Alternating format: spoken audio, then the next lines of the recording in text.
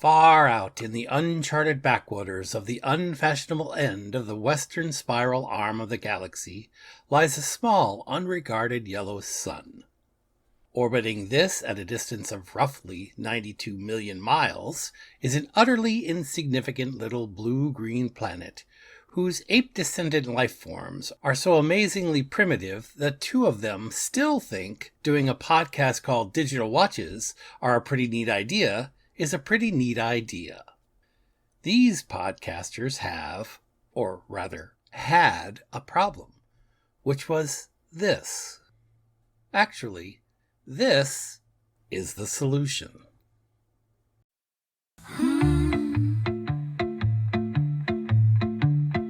Two men, two amazingly primitive men,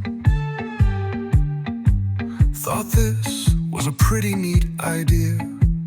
They were dreamers, thinkers, speculative philosophers, or as their wives would have it, idiots.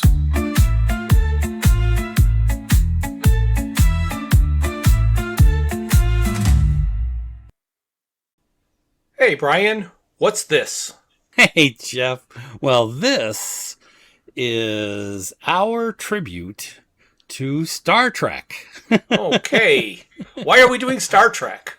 Oh, well, as you recall, we did a question kind of approach to whether or not the fans, or fanatics, as we like to call ourselves, Right. Really wanted more content from some of their original shows. Right.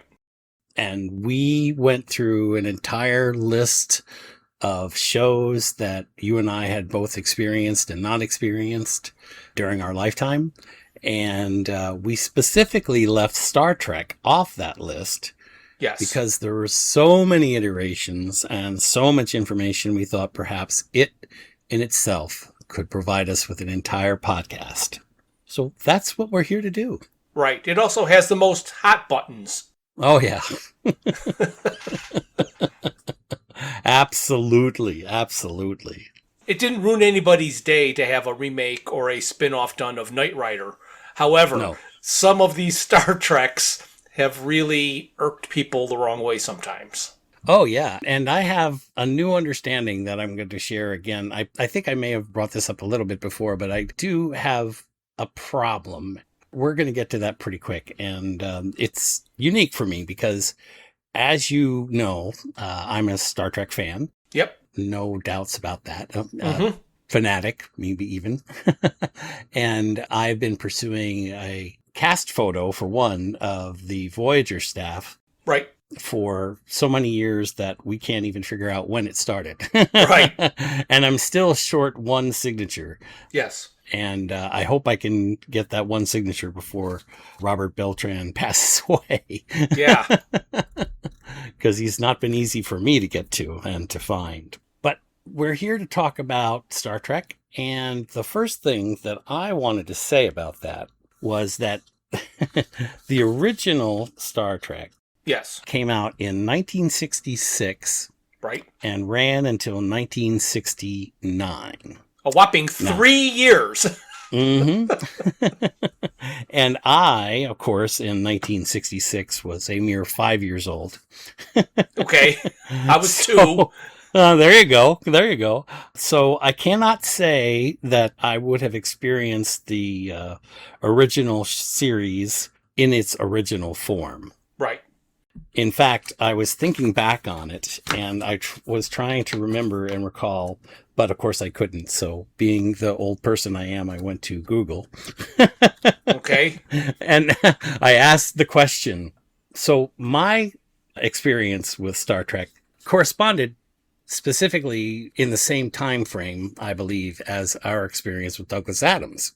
I would have been watching the original series in its rebroadcast form, and I figured it out. It had to be around 1976 when I was watching that. And what I discovered and what I recalled, of course, was I was living in Morristown, New Jersey, and I know you've been to the house that I lived in. and I was living up on the third floor. And on that third floor, at some point it was either 76, 77, somewhere in there, I managed to find an old console, black and white television. Okay. That weighed about 400 pounds. And I drug that sucker all the way up to the third floor room. It had the built-in speakers and the tuner and, Yeah. I was able to watch Star Trek on that TV in UHF. Okay. Yeah. So on that black and white Okay. TV, on channel 48, All right. which is WKBS TV in Philadelphia, I was able to watch all of the original series of Star Trek in rerun. Okay. Of course, it was a huge console TV, and it was in black and white. Right. And that was back in, I believe it's 78, 79 or so. At 79, they actually started showing it on channel 17, which was a different UHF channel. Yes. Out of Philadelphia. Can you remember when TV channels were in numbers? Right. I don't even think kids today can understand any of that. And it only went up to 83. Mm-hmm. That was my experience. I would come home from school and I would go up to my room and I'd be able to watch all kinds of different television, including PBS, which is where you and I both experienced that guy in his pajamas for the first time. Right. Right. So my experience then approximately started in 78, 79, which was many years, actually, I guess that would be 10 years after Star Trek original series was recorded. Right. My earliest Star Trek remembrances weren't really of watching the show. So I used to watch it. I mean, I knew it existed. I knew who the characters were, but I wasn't an avid watcher, can't miss, knew what day and time it came on and what channel. If it was on, I would watch it. It was never, that must-see TV like they say today. But back in 1976, I was about in 6th grade. So somewhere in that time period, my dad used to cut all of our hair. And I've got very straight hair. And I had, bowl cut of all bowl cut type of things. But I also thought it was really cool to have long sideburns, which wasn't hair on my face growing sideburns. It was just let my hair grow long in front of my ears. And then a couple of kids in my class would call me Spock. Oh, because I had these straight bangs, sideburns that came down over my ears. It was really dark hair. And at the beginning, I remember being offended because it wasn't said with joy in their heart. Right. But after I thought about it for a while, I'm like, hey, I'll take it. I'll be Spock. That's perfectly fine. Work. Yeah, that'll work. Isn't that funny? But what I do recall, though, is I don't think back then anyway, I don't remember that they would actually show the show in any sequence. Nowadays, of course, we're all used to the streaming service, so we can always watch it in consecutive order or the order that they want you to watch it in. Right. I don't recall that they did that on these television programs that I saw. So I saw them random times and random shows, but I don't remember saying, oh, darn, I've seen that one before. Right. And even if I did, I'd watch it again. So, yeah. But what I do think is interesting, and we talked a little bit about this, you and I did anyway, the animated series came out in 1973. Yes. And again, too young for me to recall ever watching that in its original form. And in fact, I don't know that I remember watching it when I was younger. I won't say as a kid, because we're talking, 76 or so. So I was in my teens, But I must have seen it, and it must have been part of like Sunday morning television, Sunday cartoons or stuff that we used to watch all the time. I believe they said it was Saturday morning TV. Saturday morning, yeah, Saturday morning cartoons. So I probably saw it on those Saturday morning cartoons downstairs on the regular color TV. It was really only a few years ago that I don't want to say that I heard of it, because when I was watching a show called The Center Seat, which is a documentary on all of Star Trek, which is streaming in multiple places for free. So if you want to see it, it's definitely worth a watch. But they did an episode on the animated series. And my first reaction was, there was an animated series? And my second reaction was, yeah, I guess I do kind of remember it existed, even though I had never seen an episode. Right. And what I found fascinating about the animated series from this Center Seat program is that they got the original cast to do the voices. They got the original writers to write it. And they said, don't write this like it's a Saturday morning cartoon. Write it like it's a Star Trek episode. Only now there are no budget constraints on the aliens you want to produce or the planets you want to go to. Because it's all animated. There is no increase or decrease in cost if you want to have a pink planet versus a place out in the West Desert. So I thought that was interesting. What I didn't realize is there was a full season for 1973, and 1974, the second season, was really abbreviated, only like 6 episodes. And those 6 episodes in season 2 were written for children. Oh, okay. And yeah, I think you mentioned that once before. I don't know if it was on the show or not, but as you know, I started rewatching the series from the beginning. And for whatever reason, I skipped right over the animated series. And then I went back to it, and I don't believe I've gotten through the whole first season of the animated series. So I haven't seen those additional 6 episodes for the second season. And there was a total of 22 episodes made for the animated series. So I will be interested in watching all of them. But at this point, I believe I'm probably halfway through the first season of the animated series. So like you, I wasn't even really that much aware that it existed, So in terms of having the question of whether we anticipated or were excited about it, no. No.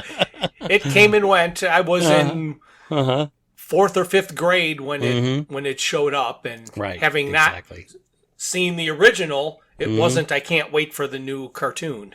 Right. But as to our original question about how excited things were for us when we heard things were happening, the Next Generation, of course, was a whole nother experience. Absolutely. That was in 1987 that it came out. 7 years of the Next Generation, and it had 178 episodes, which is kind of their gold standard, if you will, for seasons, etc. I was very much excited to start watching that when it came out.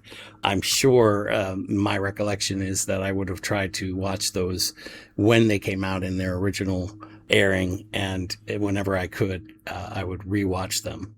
So in terms of the shows that I have watched now in the series, I watched the original series, I've watched The Next Generation, I've watched Deep Space Nine, and I've watched Voyager almost all the way to the end. I'm in the last season of Voyager in terms of watching all of the shows in relative consecutive order.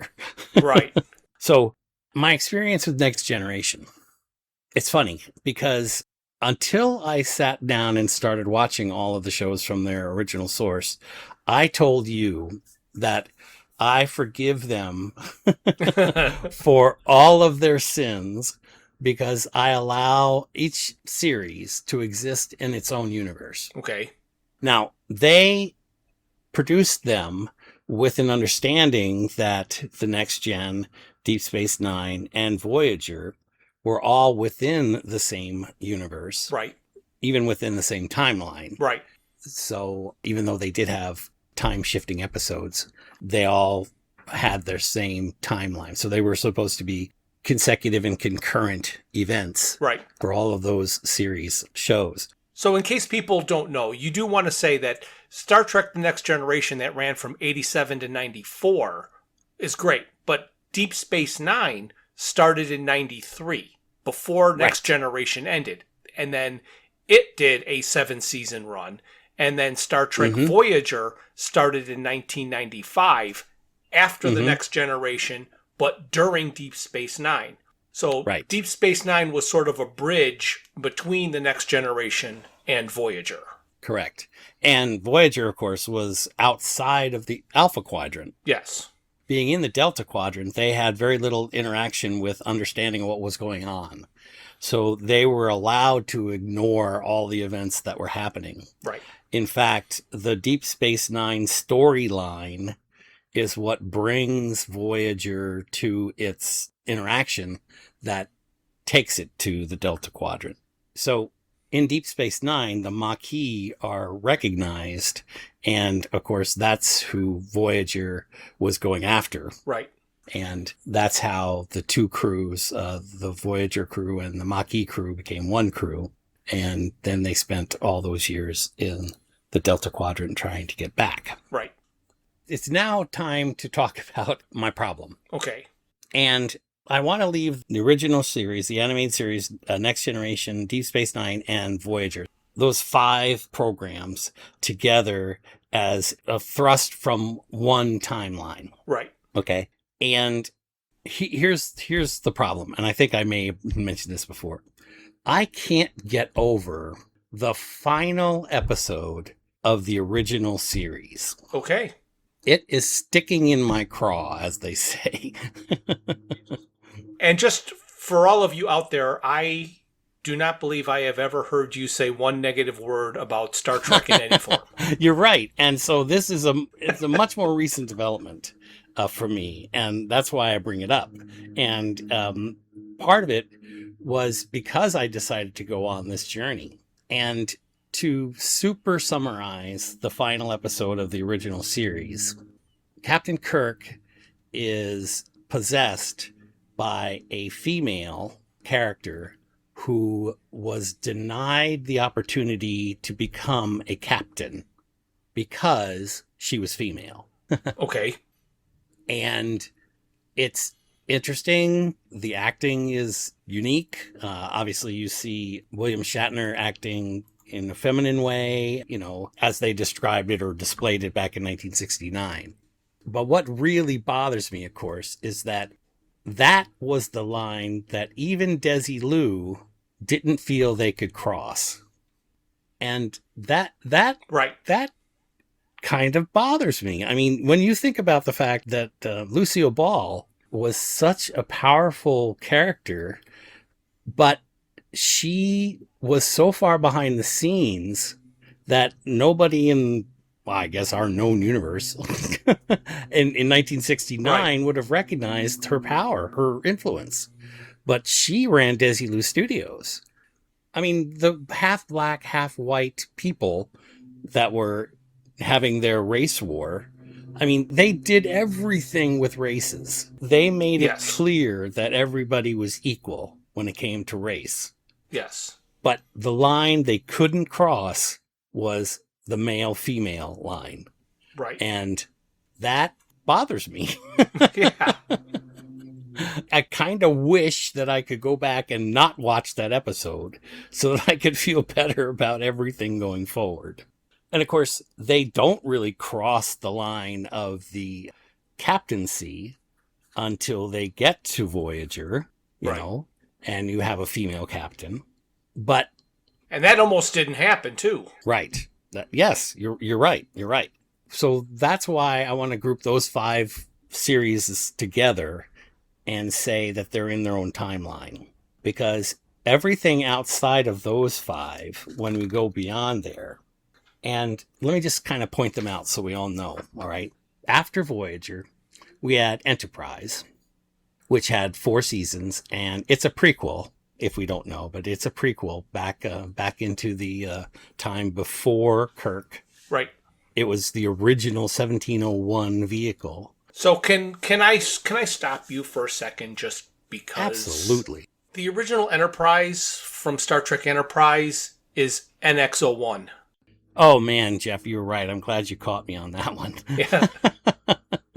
One of the things I think we've talked about before is that I just love the way they created the spaces on that Enterprise because they're more utilitarian. They have to duck through the passageways. Right. It's just smaller physical space. Yes. But here again, you can argue that this one takes us outside of the timeline in ways that people are pretty well offended by. Yes. Well, before we go into that, uh-huh. Do you remember the first thing people were offended by? There were actually two things. In Enterprise? There were two things that people were upset with. One of them I agreed with. The other one I went the opposite way, and I thought, good for them. Okay. First one was, the first year they released it without the words Star Trek. Oh, right. For some reason, they didn't have to pay the Star Trek people if they just called it Enterprise. Right. And, whoa, that didn't go well for them. Mm-hmm. Second thing is, it is the first Star Trek show that had words in the theme. Yes. And I absolutely love the theme song yes. of that show. It is on one of my favorite playlists. I mean, it's I love that song. It is I feel the same way. Good song. And I think it's funny that they didn't want to pay Rod Stewart, so they had somebody re-record it. But oh man, I'm telling you, it's one of the best songs. Diane Warren, she can write a tune. Mm-hmm. Oh man, awesome song. But you're right. And the other thing that I find difficult, and again, this is where I say it's a different universe. So I'm going to allow this. But the characters that they have in there, the creatures, the races that they meet, some are consistent with the story and the original timeline story. Some exist only in that time frame or on that show, which is what kind of bothers me. Because they're not mentioned in the future. They don't exist. And I know the whole thing's a time shift thing. So there's some area where you can say, yeah, well, but, and allow it to exist within the same time frame. But I rather like, and I know I've told you this, that I rather like the idea that was proposed to me. And it's a fan fiction idea, but basically they say, the fan fiction says that Enterprise, or that whole series Enterprise, is actually just a holodeck series written by Riker. So Riker wrote a program for the holodeck about the Enterprise's beginning, and that's what the show is. Right. I like it. I like it. And I kind of like it too, especially when you consider the fact that the second officer is a Vulcan. Mm-hmm. And yeah, we see that in the original episodes. It was supposed to be a unique thing happening in the original series that a Vulcan was part of Starfleet. Right. And here we have another Vulcan in part of Starfleet. And we're like, wait a minute. Then Spock was not unique. Right. And that just doesn't fit. So that takes me out of the universe.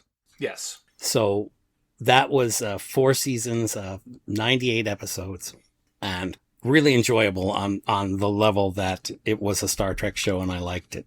So the next series... Before you go on that, let me put a little bit of time and place of me and what I have seen and watched and enjoyed of these shows. Star Trek Next Generation came out during my last semester of college. I was not watching Star Trek my last semester of college. And then after college, jobs, this, that, I did very little of that TV watching. I knew it existed, but it wasn't must-see. So like the original, most of my Next Generation watching was after it had already aired once.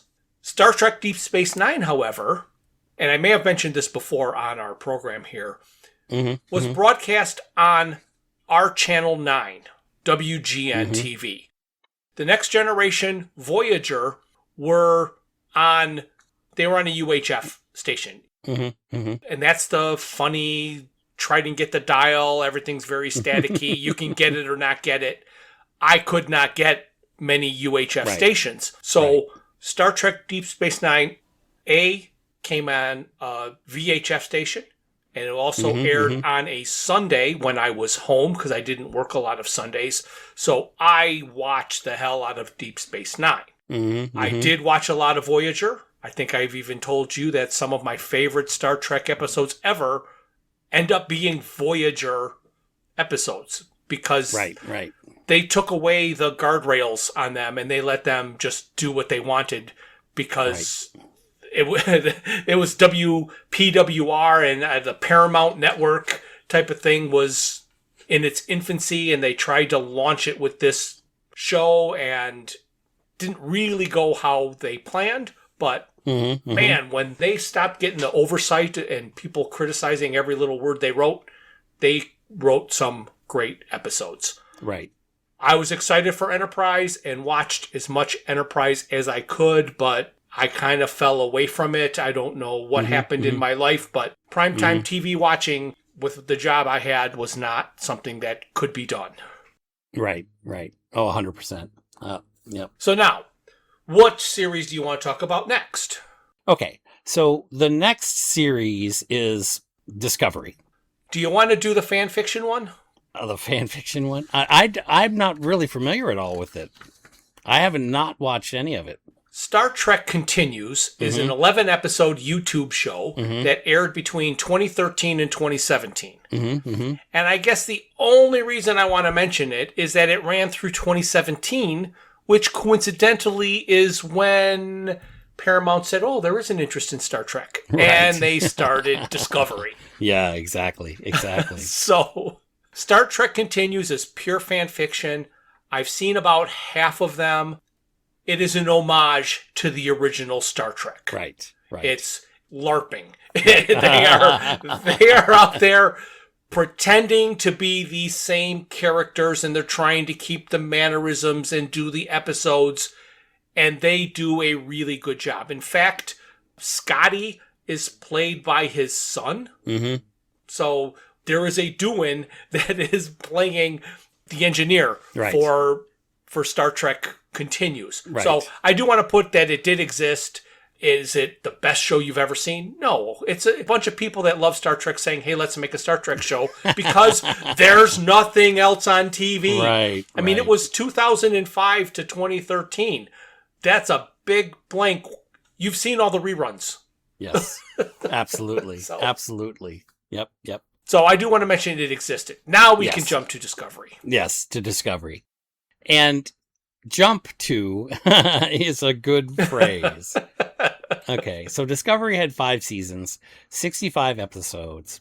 And again, in and of itself, I really enjoyed it. But it's clear from the outset that it is a different, well, I'm going to even say universe, okay? Yeah. Because if you recall in the movies now, you recall a scene in the movie where Spock, to save the universe, has to take red matter through to some point and blah, blah, blah. So he shows up in a ship and there's some other huge drilling ship that's trying to kill everybody, blah, blah, blah, blah. Anyway, so Spock meets Spock.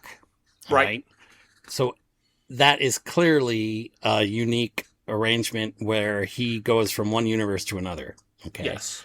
And Discovery, the main character of Discovery, is Spock's half-sister.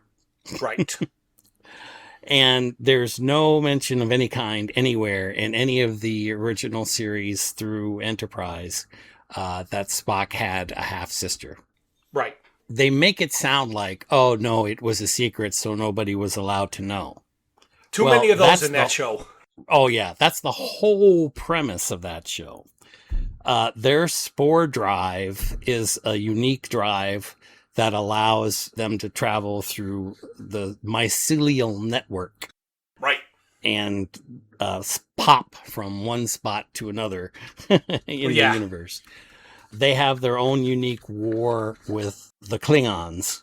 And it's definitely a unique war. They try to explain away with eugenics the shape of the Klingons' heads and stuff. Yep. Interesting things. I mean, it was definitely trying to be parallel. But what is clearly obvious is the social mores, and I have no problem with anything that happened in Discovery. So don't take that the wrong way. But the social mores, the fact that women are allowed to have power, and that and that was pre-Star Trek. Right. That was pre-Star Trek. Giorgio. Pre-original Star Trek. Yeah. Because it was back in the days of Pike. And if we were to believe the original and kind of want to be iconic, women could never have reached that level at that time. So just to do a clarification, I want to ask a question that may or may not have an answer. Well, it'll have an answer, but whether you will remember the answer. During the show of the last episode of the original Star Trek, where the woman was upset because she was denied becoming a captain because she was a woman, did you ever hear an admiral or any in the chain of command above her tell her that was the reason, or could that just be the reason she has imagined? No, I don't think it's as ambiguous as that. No, I think it's pretty clear that they felt at that time, at least at the time that she was trying to apply to become a captain, which would have been years prior to the event where she takes over his body, they weren't allowing women to those levels. Okay, so if there was an admiral that said that's not allowed, that would then become canon. But if it was, she's attaching a reason, so it has to be like, I'm trying to make Discovery not have this glaring error. If there was ambiguity and it was just her saying, because I am a woman and you said I can't be captain, therefore it's because I'm a woman. Right. Because I haven't seen that episode enough to know if there is a hard, fast rule that's stated, and it isn't just because she's a woman, it was just because she was her. No, right. The answer to that would be no, because if you watch the episode, they make a pretty big deal about when the captain is possessed by the female spirit or whatever, he becomes emotional. And they make a big deal about how, you're being so emotional, James, or, what's going on? Hey, you're so emotional. How can you be a captain and be emotional? I mean, so they don't specifically say you're acting like a woman, cut it out. But it's pretty clear that that's what they're saying. That women are too emotional for places of authority. Right, exactly. So Amen. I mean, even then, right. So again, not a proponent of believing that everything has to fall within the same frame for it to be good. Okay. Right. That is not at all the case, because Discovery has some of my absolute favorite actors and actresses in the world. I mean, I don't know. I think we may have talked about her before, but Tig, and I don't know if she has a last name or a first name or whatever. Nataro. Okay. She is one of my favorite people. I wish I knew her, because she's so fantastic. In the show that she did prior, that I'd seen her in prior to that, I loved her acting style. I loved her emotional approach. She's just a fantastic actress, if you ask me. Very comedic, understands comedy styling, and she gets to me emotionally faster than anybody I know on TV. And I'm not even sure why, but I connect with her. So being able to enjoy her and Tilly and some of the other actors and actresses, and the fact that they have homosexual relationships in the program, not a problem, not an issue. But again, if you're looking at the time frame and the timeline, they had to do what they ultimately did do in that show, which is once they absorbed all that super intelligence and their core computer became smarter than anything alive, they had to spit them out into the future, because there was no place in the timeline where they could reappear between, you know, the end days of Voyager and the beginning days of Star Trek and exist. You know, it just couldn't exist. Right. So they had to spit them out into this other future. And even the other future became a completely different universe once they got there. Yes. So I really enjoyed watching Discovery and enjoyed actors and actresses within that show. So I really did look forward to seeing that. Coincidentally, during that series, they also did what's called short treks. Did you see any of those? I have not seen a single one. Right. Well, there's 10 episodes of the short treks, and I've seen quite a few of them, and they're fun because they're like little Easter eggs that they just kind of polish up and stick in there. And I really do enjoy them. Sequentially, next we have Picard. Okay. And for the moment, I'm going to skip over Picard, okay? All right. Good show, 3 seasons, 30 episodes, and it's encapsulated. The next one, we've had a lot of discussions, you and I at least, Lower Decks. Right. That was at the same time as Picard. The new episodes are coming out. Another season, so that'll be season 6. So there are 50 episodes of Lower Deck. In my opinion, some of the best Star Trek on TV. Because it just does exactly what you would hope it does. It pokes fun of itself. I can't. That's great in an animated show like Lower Decks, where the purpose of the show is to poke fun at itself. However, in the 3rd season of Picard, when it was poking fun at itself, I found that to be grating. Well, like I said, we'll get to that when we talk about Picard. Over Picard for just a moment. Yeah, there's things. So, Lower Decks has done some of the best stuff ever, in my opinion. They interact with the Guardian of Forever. I mean, good grief. The crossover episode. I mean, that's all I can say. It's phenomenal TV. It really is. I really obviously have enjoyed that. I will never stop laughing at, she's a salt vampire. I just can't stop when I see that, you know, and it's just really, really good. Some brilliant minds in that show. I've seen a couple seasons of it, but not having Paramount Plus, all of this new stuff is very limited in my exposure. Right. Then there's Prodigy, and I'm sure, I don't know if you have any familiarity at all with Prodigy. There's 40 episodes, 2 seasons. None. I'll just give you a very super quick thing. Spaceship ends up in the future, abandoned by itself. I think it's 5 kids find it in this dystopia, get onto the ship, and Kate Mulgrew as Janeway comes back as a holographic character to help the kids understand how to use the vehicle and how to become Star Trek people.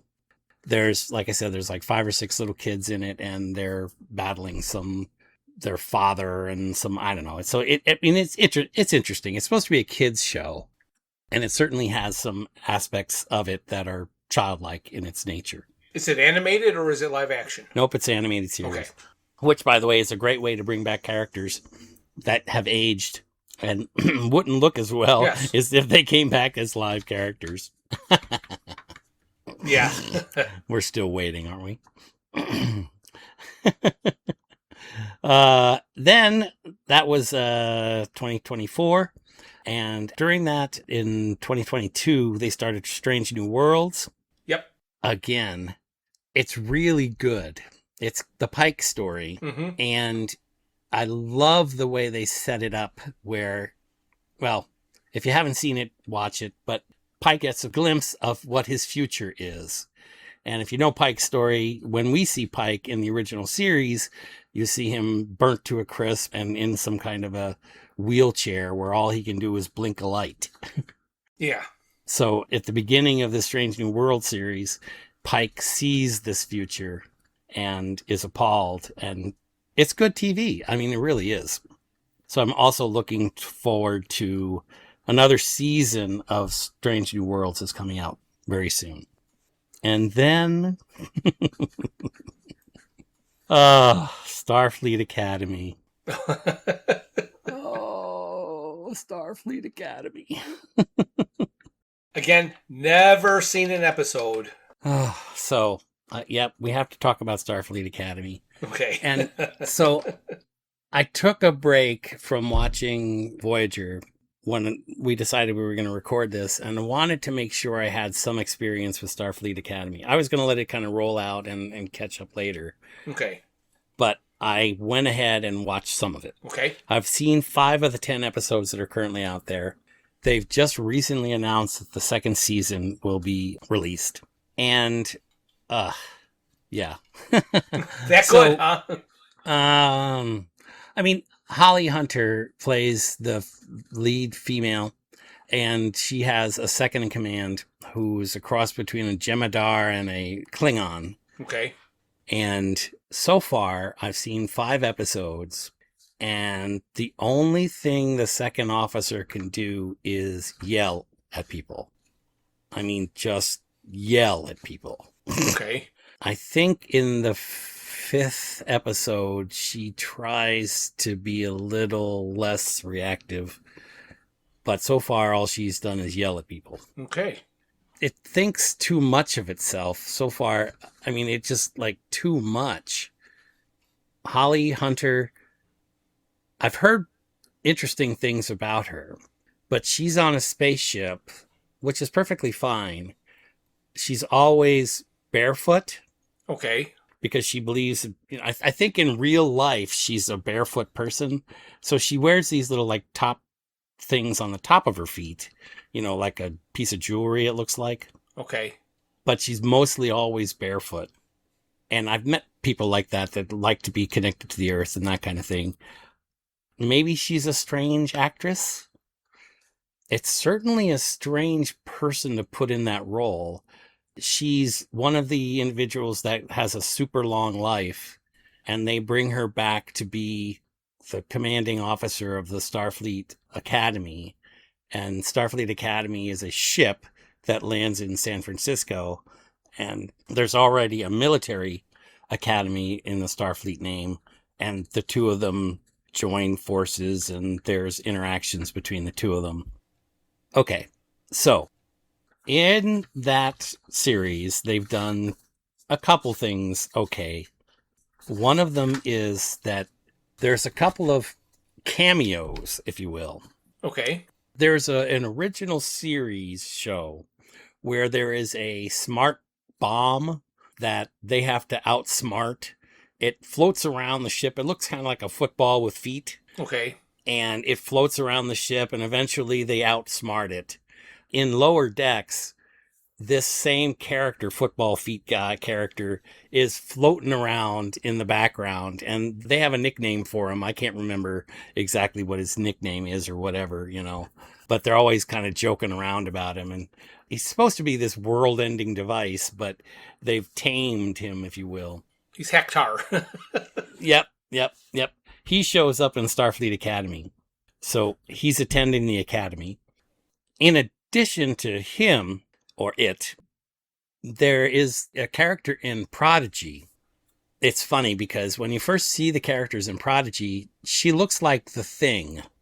She's made of stone, but she's mobile. And when you first meet her, they have trouble talking to each other because there's no translator available, so that they can't talk to each other. So they have trouble talking to each other. Okay. So partway through the show that we're talking about Prodigy right now. A couple of episodes into the show, you finally get to hear her voice, and she's a little kid. Oh. She's giant. I mean, a big, huge physical body, but she's a little child, Okay. And her name is Rock Tank, Roktahk. She is also at the Starfleet Academy,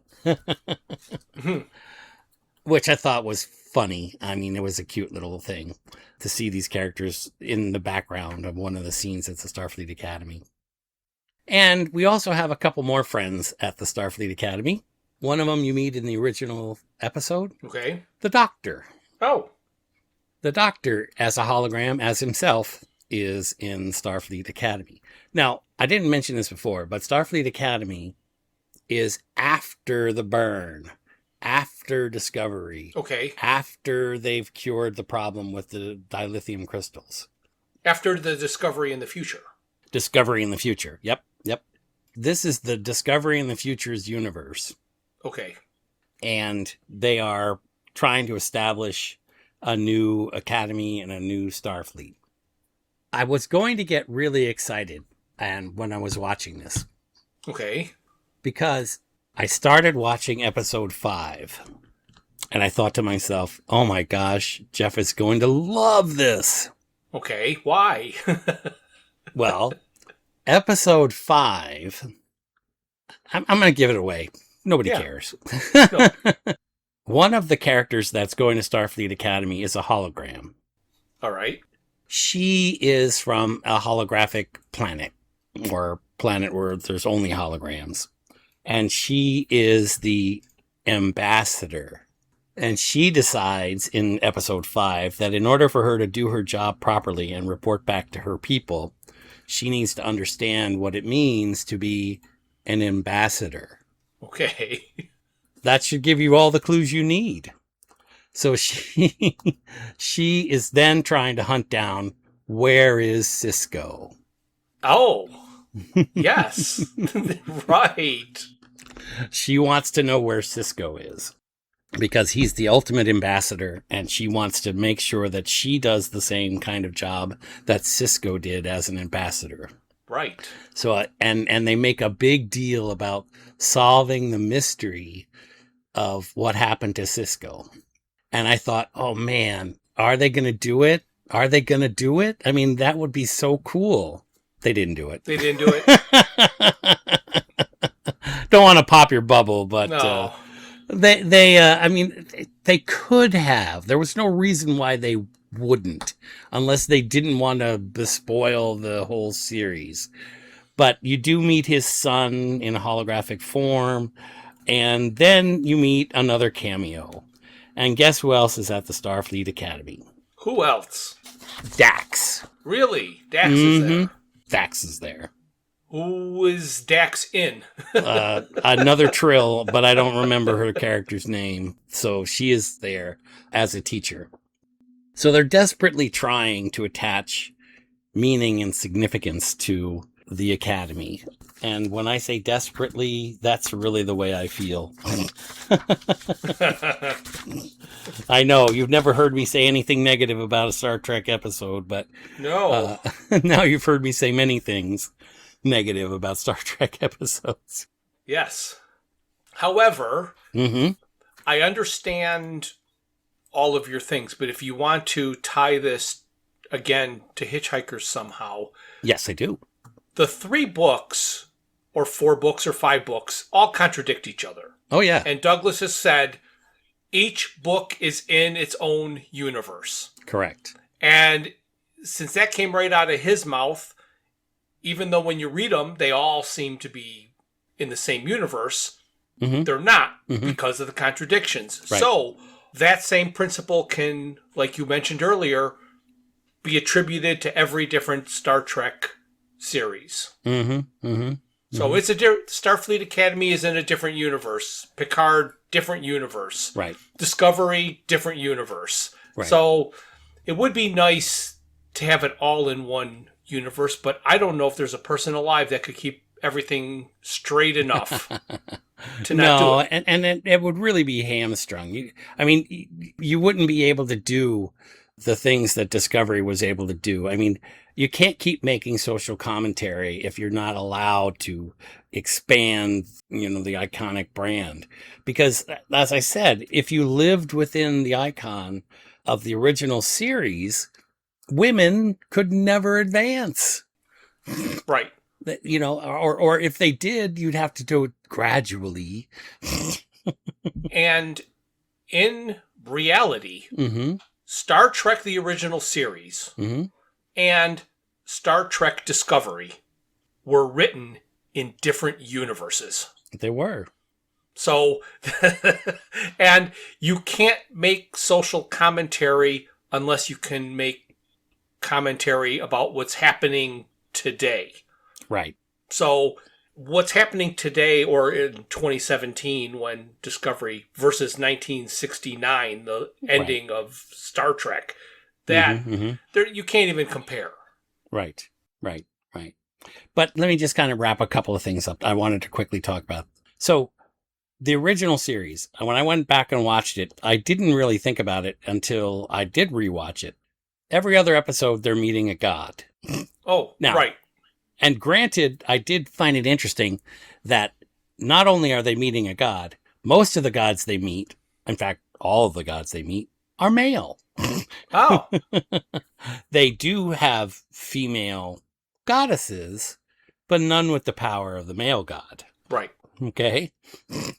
And I always thought that was funny because I really didn't think about it that much. In the Gorn episode, the god creatures that are forcing Captain Kirk to fight the Gorn decide that the Gorn should not be allowed to continue to live and can make the decision to eliminate them. In Discovery and Strange New Worlds, the Gorn are a completely different type of evil. Mm-hmm. And the Gorn are quite devastating to the universe, but they're not the same rubberized guy Right. that you see in the original series. So they are outside of the same universe. But one thing that always bothered me, and I still to this day have a little bit of a trepidation about it, is because Next Generation starts off with them meeting a god, Q. Mm-hmm. Q has never been one of my favorite characters. Q has shown up everywhere. Q has been everywhere. Q is all that Picard is about. So, it's not my favorite aspect of the timeline or of the storylines. Because the Q characters can do whatever the hell they want. Yeah.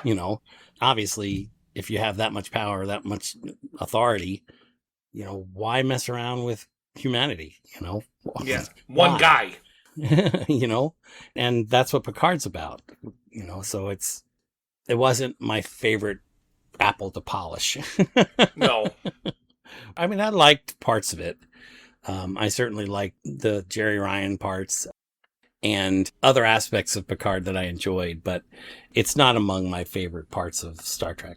No, it's probably the one that I looked forward to watching the most. Mm-hmm. And then it was kind of a disappointment. Like you said, it had its moments, but overall, it just kind of blah. Mm-hmm. Mm-hmm. And then they start trying to throw Easter eggs in of where things came from and different names, and that irks me for different reasons. And then you've got one guy in the last season who's being... Picard is an admiral, retired, comes onto his ship and tries to take it over to get him to save the world and put his entire ship and crew in jeopardy. And they make a joke about they do this all the time and everybody dies all around them, but somehow they escape. And, they're just like, let's rub their shit. I mean, and then, of course, this guy dies at the end and they're all okay. That's that poking fun at themselves in that respect bothered me. Because it wasn't parody. It was just going right along with the story. But I don't know. Mm-hmm. They couldn't acknowledge that what they were doing was damaging. But they're going to do it anyway. Right. So... Star Trek, that's a lot of TV. I mean, we're talking 1966 all the way through to new releases coming up shortly. Yes. I know that I will eventually continue to watch the Starfleet Academy, but watching Holly Hunter flop around on the couch in her bare feet is just a little off-putting. They're trying to be too serious and too jokey at the same time. I don't know how to describe it. You'll see it when you see it. I am definitely looking forward to seeing more Lower Decks. I hope they keep up with the standard of goofiness and good TV that they've been doing. And even New Worlds is good television. So I'm definitely enjoying that as well. So that's Star Trek. That's fans and fanatics like myself. What do you think, Jeff? What do I think? Mm-hmm.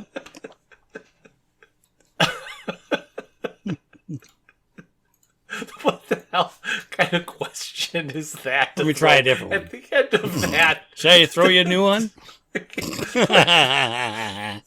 For an hour, you've talked about all of Star Trek, and then you give me a, what do you think? Well, I'm trying to get something. Let me try something else. Okay, Jeff. So I know I've had the opportunity to watch all of these shows because I have Paramount. And the reason I have Paramount is so that I can watch all of these shows. Right. Yes. And I know you haven't had a chance to see all of them. In all this discussion, do you have a favorite or an idea or what you might like to see or watch? I'm going to skip all past the original ones, and I'm going to start with Discovery. Mm-hmm. Of what I have seen of Discovery, and it hasn't been all of it, I have enjoyed. Yes. I did have problems with their technology being superior to the Enterprise before the Enterprise existed. So Right. Then they tried to cover it up with a bunch of, it's been a secret. Mm-hmm, And nobody believes that you could keep that kind of a secret. Right. So I hate if a show succumbs to their press and their fans if they have a vision, and they did because they jumped them to the future. I don't know if that was originally planned. I can't imagine that it was. I think it was a response to the overwhelming upsetness of the client. Yes. So they were pitching it to. If we're going to be able to continue this show, the only way we can do it is if we jump them to the future. And I had no problem with it. It needed to be done. Right. It should have started out there. Right. But that's Discovery. Mm-hmm. Never saw any of the short treks, which I believe are all just, like you said, Easter eggs, 10-minute videos on YouTube. Yep. Type of thing. I've seen all of Picard. Would I rather it didn't exist? No. I watched it. I enjoyed it. It wasn't my favorite Star Trek of all time. There's the stuff with Q. Why is this one god concentrating so much on this one simple human being? And then he's losing his powers. There was all of that. Right. There's this Data has a daughter thing, which was very weird at the beginning. Then the thing that pissed me off the most was that they go back in time to find the Whoopi Goldberg character, and they find she's running a bar, and its address is on Forward Street, number 10. So where they wanted that to be a really cool Easter egg type of a thing, just pissed you off. it doesn't if you think about it. Right. Like it's one of those. There's no way that wouldn't have been mentioned in the show. Right. So why did you call your bar 10 Forward? Everybody expected 10th deck forward, and that's exactly. It's a ship area designation, not the name. Like, she got to name her bar 10 Forward, and nobody ever said, why are you calling this 10 Forward? Like, that's never been a question. So where I get the joke, it just ends up one of those, the more you think about it, the more it upsets me. Lower Decks, yes, I will say it is a genius show that can only be appreciated in full by somebody who has watched every single episode of Star Trek multiple times. Every single episode of every single Star Trek. Yeah, exactly. Multiple times. Because all of it will just go over your head. Right. And it'll just be, I don't understand what this show is about. Why do people love it so much? Again, never seen a single episode of Prodigy. I heard of it. I believe, like you said, aimed for kids. Nothing. Strange New Worlds. I have seen a couple seasons of that. I haven't seen all of it. The stuff I've seen, I have enjoyed. That one, to me, felt the way you feel about Starfleet Academy, with they're taking themselves too seriously. There's an air of this show that makes me think that they think they're better than all the other shows. And I don't know if it's just the Pike character or what. However, the casting of Pike, holy shit, that is the best casting in the world. Yep. I have never seen Starfleet Academy, but now that I know I'm going to get to see Holly Hunter's bare feet, I'm going to look for it. Oh my gosh. Yeah, it's something. I guess I'll continue to watch it. I really thought that I would have more of a feeling. I have a question about Starfleet Academy, because when I read the title without ever seeing any episode, what I think is, oh, this is the Star Trek version of high school drama. Ugh, yep. You hit it. That's it. Is that what it is? Yeah. Is this the Vampire Diaries of Star Trek world? Yeah, yep, exactly. Yep. Every high school drama, we all know what they are. It's college level, but yeah, you've nailed it. Relationship woes and backstabbing and cliques. And I never even thought of it that way until you brought it up, but that's exactly what it is. The only way that those types of shows really have a real impact is if you get drawn into the characters. Right. And you have feelings about them and for them. So far, they're far too superficial and meaningless for us to feel that way. Holly Hunter is a good actress. I'm not saying she's not, but they're really playing up the quirkiness, which is fine. But all the other characters so far are one-dimensional, and that doesn't appeal to me. It wouldn't appeal to you either. I mean, I know you. That's what you like more about Deep Space Nine than anything else. It was the character arcs and the way they changed over time. We're not seeing any of that. I mean, I really thought this episode 5 had the opportunity for them to step up and step out. I was excited about the concept as it started to develop, but in execution, it was just a lame excuse to get another cameo in. Oh, okay. Yeah. That's sad. When the whole episode is written just so they could bring in a cameo character from another show, and that's all they're doing. Like Monster of the Week. Like, what character are we going to bring in this time?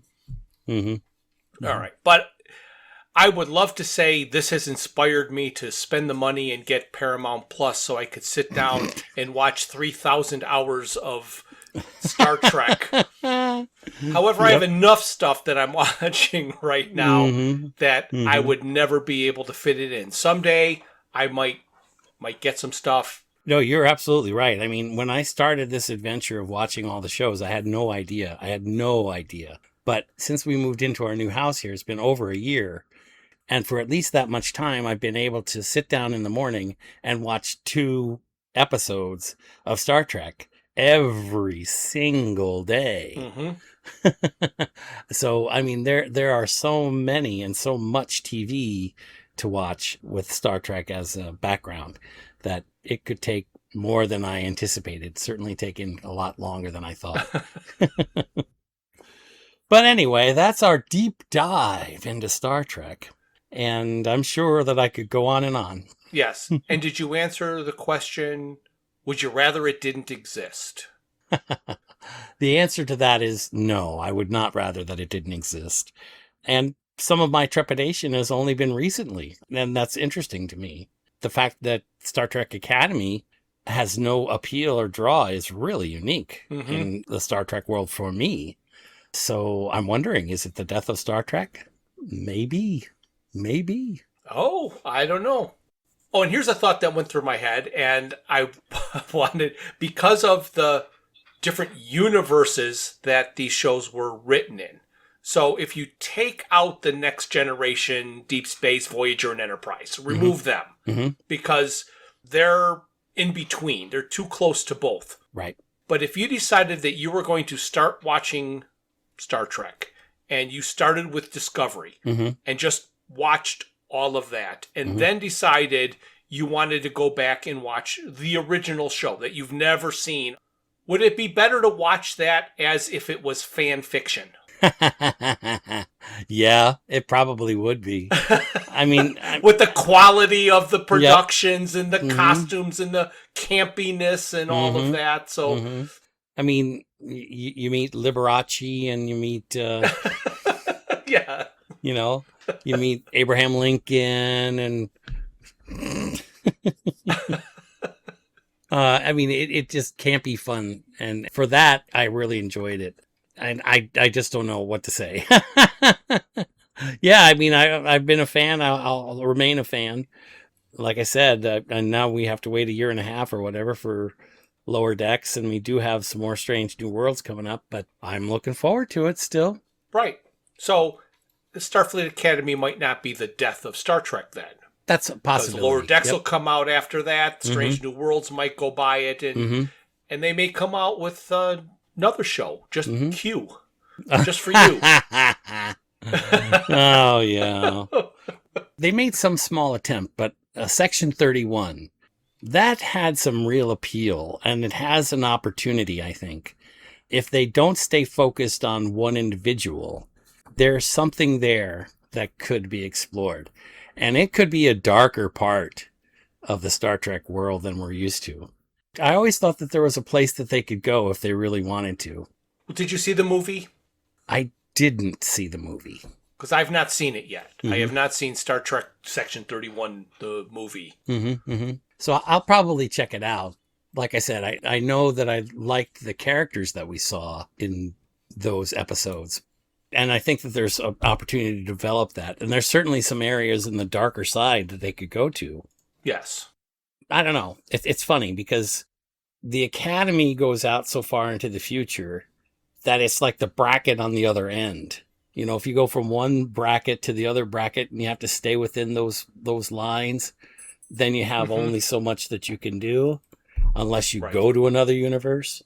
And frankly, I've always felt that some of the best Star Trek episodes have been the Dark Mirror episodes, you know, the alternate universe episodes. Although I have to say, that was one thing that really annoyed me about Deep Space Nine. I did not like how they bounced back and forth in the dark universe or the mirror universe in Deep Space Nine. Talk about campy. Yeah. You know? And I think we've said that before, or I've said that before. The Deep Space Nine's final season was excellent. Excellent. Yes. All good things, man. Well, Jeff, I think we've reached the end of Star Trek. Okay. It will never end. It'll never end. But what's next for us? Well, normally we do a year-end, season-end review in October. Right. However, our September episode will be episode number 100. 100? Oh, my God. So it's just going to be a reflection back on everything that we have done, what we've liked, I guess what we haven't liked, what we thought we could do better, what worked better than we expected, and have some fun talking about past episodes and some of the reactions we got to them. Oh, man, I can't wait. 100 episodes. Oh, man, when we started talking about our friend Douglas Adams, I really didn't think we had more to say. I didn't know.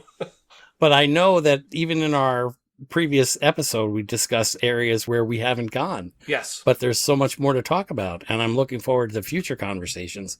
But I'm really looking forward to the 100th episode. In fact, I think I'll bake a cake. You're going to bake a cake? Yep, I'm going to make a cake. And are you going to bring it when you come out in August? Oh, you bet. You betcha. Are you coming out in August? Oh, yeah, I'm hoping to. Yes, I know hoping to. I'm just wondering where on the scale of hoping to the reality is. Yeah. Oh, I think we have to discuss that. Yes. And now that we know what's happening next, I guess I have to say that this is the end. Thank you for listening to this. A new episode is released on the first Thursday of every month. Visit our website at digitalwatchesareaprettyneatidea.buzzsprout.com. While there, you can find links to all of my Hitchhiker's Guide to the Galaxy inspired t-shirt designs. You can contact us via email at digitalwatchespodcast@gmail.com. You can find us on YouTube and Facebook at Digital Watches Are a Pretty Neat Idea. You can message us on Twitter, or should I say X, at Watches Idea, and our Instagram is Watches Idea Podcast. This has been a Fruits for Thought production, darling. This has been a Fruits for Thought production, darling. This has been a Fruits for Thought production, darling. This has been a Fruits for Thought production, darling. This has been a Fruits for Thought production, darling.